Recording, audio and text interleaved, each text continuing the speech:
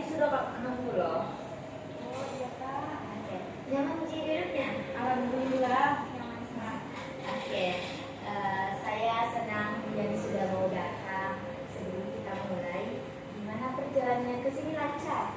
Kayak gampang Ji ditemukan di tempat. Iya alhamdulillah iya Kak. Nggak kesasar kita. Oke. Biar lebih rileks dulu. Mau minum nggak? Oke. Jadi di sini kita nggak perlu kejar-kejaran, santai, rileks, nggak perlu tegang, nggak perlu takut ya. Oke. Sebelum kita ngobrol lebih jauh, kakak mau ingin menyampaikan beberapa hal terlebih dahulu. Yang pertama itu, semua yang kita bicarakan di sini itu bersifat rahasia.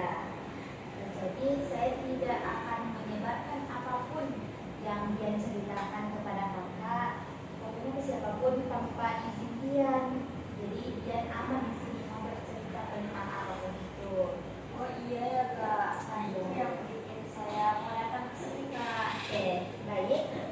Dian yang kedua di situ, di sini itu tidak ada yang benar atau yang salah. Jadi Dian itu bebas menceritakan apapun yang Dian rasakan. Di situ kita tak menghakimi Dian, tapi kita di sini menemani Dian, mendengarkan Dian. Dan juga di sini kita akan mengobrol sekitar 20 menitan atau sampai 30 menitan ya. Jadi apakah itu oke buat Dian? Iya Kak. Bisa. Baik. Oke. Ya, baik. Ada satu hal lagi Den. Jadi Dian itu adalah orang yang paling tahu tentang hidupnya Dian sendiri. Jadi di sini saya kayak bukan untuk memberitahu apa yang Dian harus lakukan, tetapi kita akan mencari sama-sama jawaban dari semua pertanyaan Dian. Dian setuju? Setuju Kak. Oke, kalau begitu kita mulai ya. Oke. Kalau begitu coba Dian ceritakan kepada saya apa yang membuat Dian kesini hari ini. Jujur Kak, saya nggak terlalu tahu harus mulai dari mana. Pokoknya belakangan ini saya ngerasa kayak nggak pantas ada di kampus ini. Teman-teman saya kayak lebih pintar, lebih percaya diri, semuanya lebih baik. Dan saya merasa ketinggalan terus. Oh iya, saya paham itu dan saya mendengarkan apa yang dikatakan Dian. Itu pasti berat sekali ya. Jadi apalagi yang membawa Dian di sini yaitu perasaan merasa tidak pantas. Jadi setiap hari pasti dia di kampus pasti yang kayak, kayaknya saya tidak pantas di sini. Jadi itu yang bikin Dian kayak pasti berat banget buat Dian. Oke, kalau gitu apakah Dian mau ceritakan lebih lanjut kapan perasaan itu biasanya akan membuat terasa? Kapan itu misalnya situasinya ini tadi saya memang sangat tidak pantas. Biasanya waktu di kelas Kak, waktu dosen tanya atau presentasi kelompok, saya selalu merasa kalau saya ngomong orang-orang itu pasti bakal ketawa atau menganggap saya ini bodoh, jadi saya lebih baik diam aja. Oke. Jadi rasa tidak percaya itu dia hadir paling kuat saat dia itu ada di situasi yang harus dia itu kelihatan, misalnya presentasi, menjawab pertanyaan gitu.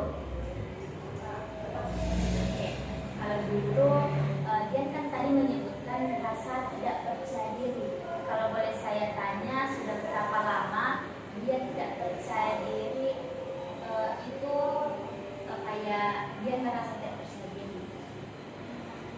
Sejak SMA kayaknya Kak, waktu itu saya selalu dibandingkan sama sepupu saya yang selalu ranking 1 terus. Terus papa saya juga sering bilang, kenapa kamu enggak kayak si itu, anaknya pintar begini. Jadi lama-lama saya nggak percaya diri. Jadi kalau saya juga nggak bisa sepintar kayak dia. ceritanya di situ kamu tidak sepintar orang lain ya. Jadi itu sudah lama ditanamkan sejak SMA, bahkan mungkin lebih awal rasa tidak percaya diri itu hadir di kehidupannya dia. Dan sekarang cerita itu terus berulang di kepala dia. Setiap kali dia ada di situasi yang menantang, apakah kamu merasakan ketidakpercayaan itu? Iya kak, persis sekali kayak begitu. Kadang saya merasa suaranya itu kayak suara mama sendiri di kepala saya. Nah, sebelum itu saya terima kasih kepada Dian sudah berbagi cerita. Jadi Dian itu butuh keberanian besar. Jadi Dian di situ saya ingin Dian bertanya sesuatu yang mungkin agak berbeda. Apa sih pengaruh rasa tidak percaya diri itu terhadap kehidupan sosial atau akademik sehari-hari Dian? Banyak banget kak, saya jadi sering nggak mau keluar kamar. Tugas pun sering saya tunda-tunda karena takut hasilnya juga nggak bagus. Teman-teman saya juga jarang untuk ngajak saya jalan karena saya sakit nolak. Jadi rasa tidak percaya diri itu berhasil memisahkan Dian dari teman-teman, menjauhkan dia juga menjauhkan diri dari aktivitas yang seharusnya dia bisa nikmati saat di masa muda ini, dan itu juga membuat dia menghindari tantangan. Jadi ketidakpercayaan itu cukup kuat mempengaruhi kehidupan sehari-hari dia ya. Iya kak, sangat kuat. Oke. Jadi bagaimana perasaan Dian mendengar itu, bahwa rasa tidak percaya diri itu yang melakukan semua itu, tetapi bukan dia sendiri yang memang begitu, tetapi hal yang tidak percaya diri ini yang membuat dia begitu, bukan dari dianya sendiri gitu. Aneh kak, tapi lebih ringan, kayak bukan salah saya sepenuhnya. Tepat sekali. Dian itu harus sebenarnya percaya diri, dan itu penting sekali. Jadi Dian itu bukan masalahnya, tapi yang masalahnya itu adalah ketidakpercayaan itu. Oke, kita lanjut ya. Dian kan tadi sudah menceritakan banyak tentang rasa tidak percaya diri. Jadi ketidakpercayaan diri itu sangat-sangat kuat mempengaruhi kehidupan Dian. Sekarang kakak ingin mengajarkan Dian melihat dari sisi yang berbeda. Jadi pernahkah atau tidak, atau mungkin hanya sebentar, Dian itu merasa cukup percaya diri itu di saat momen apa? Pernah kak, waktu saya tulis artikel di blog saya, dan ada teman yang DM saya bilang tulisan saya bagus dan bikin dia sampai nangis. Waktu itu saya ngerasa, oh ternyata saya bisa nulis ini ya. Oke, oh begitu ya. Nah, itu yang membuat Dian sangat-sangat luar biasa. Saya ingin Dian berhenti sebentar di momen itu. Jadi Dian fokus di situ. Jadi temannya Dian itu bilang bahwa Dian itu membuat dia menangis, ya. Jadi hal itu menurut saya itu bukan hal yang kecil. Jadi apa yang ada di pikiran dan perasaan kamu itu terjadi. Jadi apa perasaan Dian saat kejadian itu terjadi? Gak percaya kak, saya pikir tulisan saya biasa-biasa aja. Tapi waktu ada yang bilang gitu, saya ngerasa ada yang bisa saya berikan ke orang lain. Oke, Dian. Jadi Dian momen itu ketika kamu merasa ada yang bisa kamu berikan. Jadi itu yang menceritakan sesuatu tentang siapa kamu sebenarnya. Jadi menurut Dian, kemampuan apa yang kamu punya sehingga tulisanmu itu bisa menyentuh hati orang? Mungkin saya bisa merasakan perasaan orang lain kak. Kak, saya nulis dari pengalaman saya sendiri.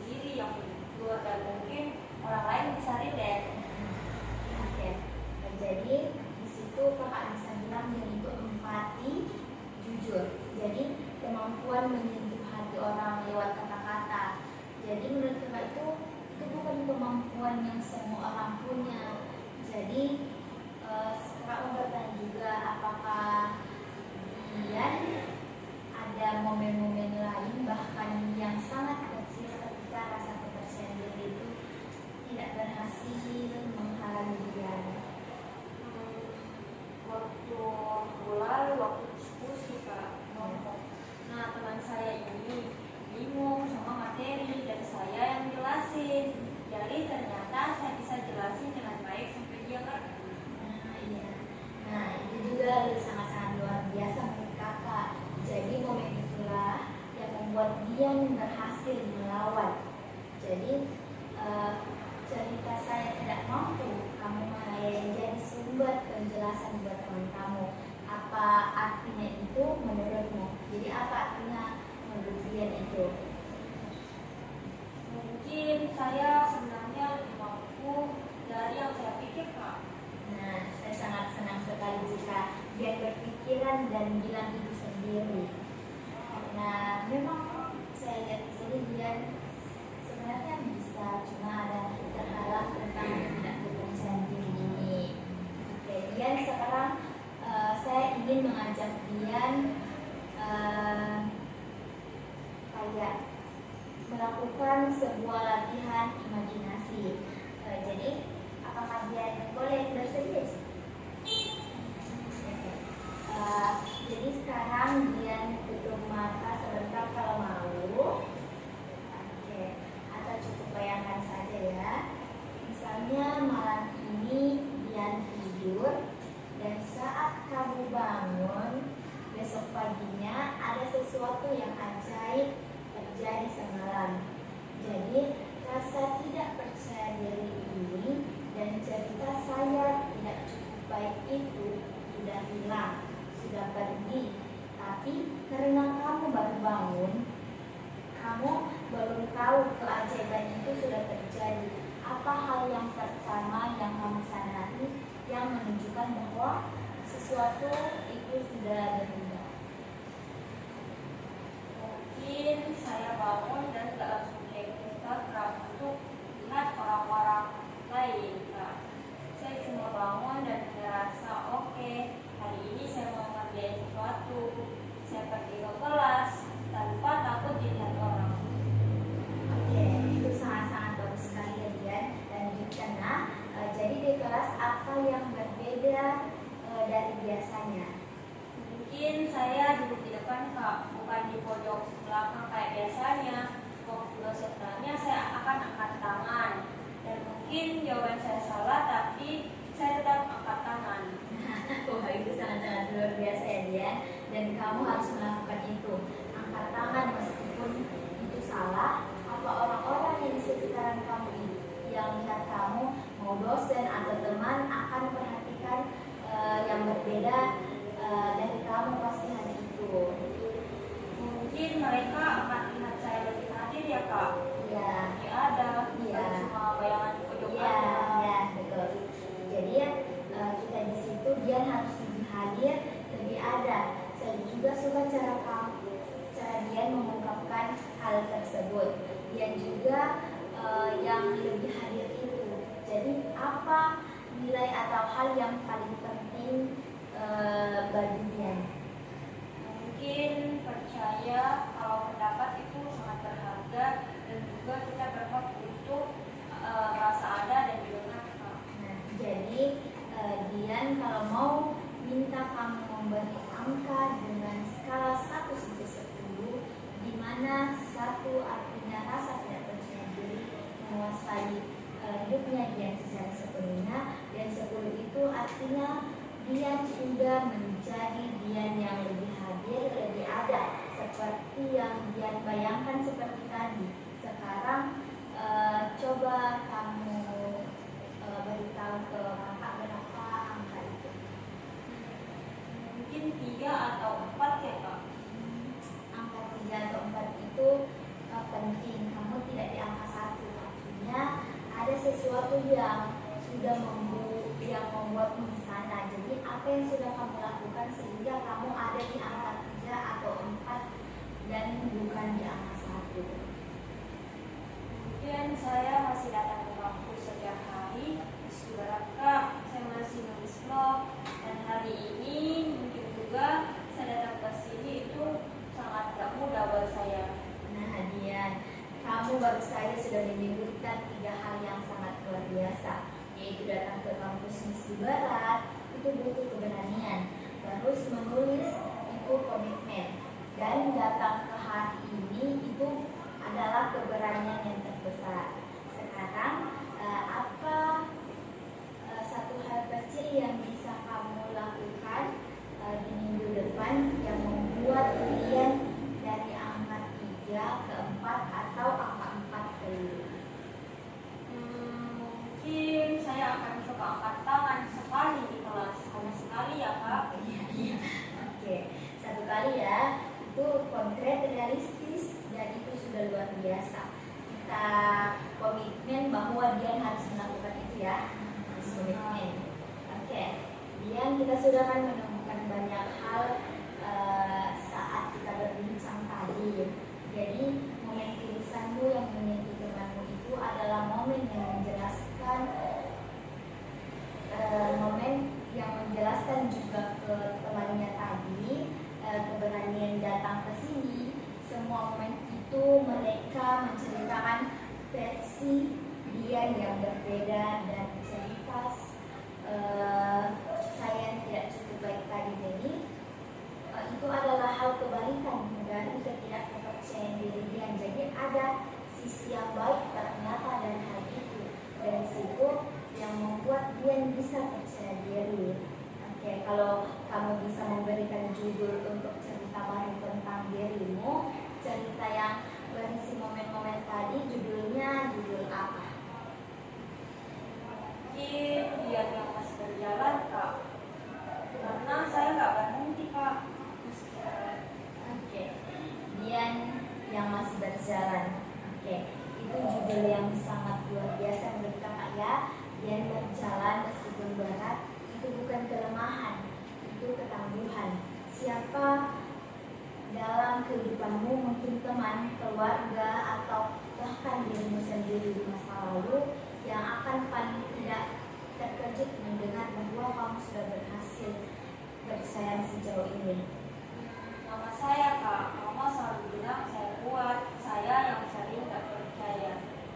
Oke, Dian, saya ingin kamu menyimpan kata-kata itu. Anak yang pantang menyerah, yang mau coba terus meskipun takut, itu bukan cerita yang dibuat-buat. Jadi itu adalah cerita nyata. Itu sudah ada di diri dalam Dian. Saya juga ingin mengatakan sesuatu sebagai konselor yang sudah mendengar cerita Dian semua hari ini. Jadi Dian di sini datang ke sini dengan keberanian yang sangat luar biasa. Kamu berbagai hal yang tidak mudah, kamu juga menemukan momen-momen kekuatan sendiri. Jadi itu bukan sesuatu yang mudah bagi orang lain yang bisa mereka lakukan. Saya melihat seseorang yang jauh lebih kuat dari yang Dian sadari sendiri. Makasih Kak, hari ini sangat beda. Tadi mana beban itu kayak sedikit terangkat. Dan itu datang dari dalam dirinya dia sendiri ya, bukan dari saya. Ya, sebelum kita tutup, saya ingin memberikan satu misi kecil untuk kalian. Jadi ini bukan PR yang berat, ini lebih seperti undangan. Selama 1 minggu ke depan, setiap malam sebelum tidur, tuliskan 3 hal yang membuat Dian yang bisa Dian lakukan dengan baik hari ini. Sekecil apapun itu, bahkan saya minum air putih yang cukup hari ini itu sudah cukup. Boleh di buku atau di notes HP. Jadi Dian bisa lakukan. Bisa Kak, itu kayak nulis jurnal. Saya suka nulis itu Kak. Sempurna. Kamu sudah punya alat yang tepat untuk itu. Dan satu lagi, 1 kali angkat tangan di kelas ya, seperti yang kita kesepakati tadi. Ya Kak, mungkin saya akan coba. Oke. Dan kita sudah hampir di penghujung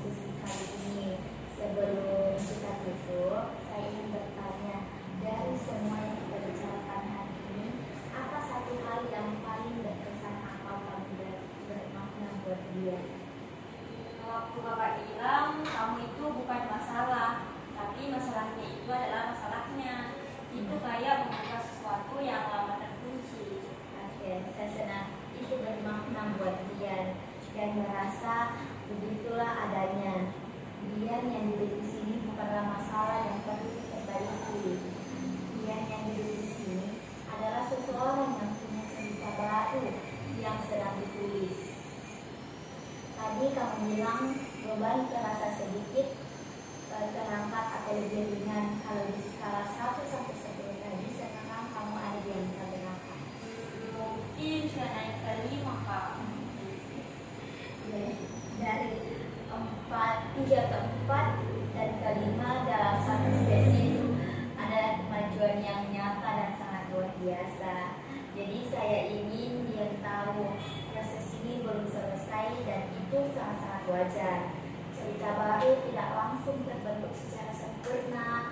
Ia ditulis sedikit demi sedikit, satu langkah kecil sederhananya, dan kamu sudah mengambil langkah pertama hari ini. Iya kak, saya merasa lebih siap. Makasih banyak ya kak sudah mendengar cerita saya. Justru saya berterima kasih Dian sudah percaya saya dengan cerita yang sangat terang hari ini. Ingat ya Dian, yang masih berjalan itu namanya sekarang. Yang kamu ingin melanjutkan ke sesi berikutnya, saya ada di sini. Jaga dirimu baik-baik ya Dian, dan tetap berusaha untuk berubah dari ketidakpercayaan diri menjadi percaya diri. Insya Allah kak. Ya udah, saya pamit ya kak. Oke. Assalamualaikum. Terima kasih ya, Dian. Jalan. Terima kasih.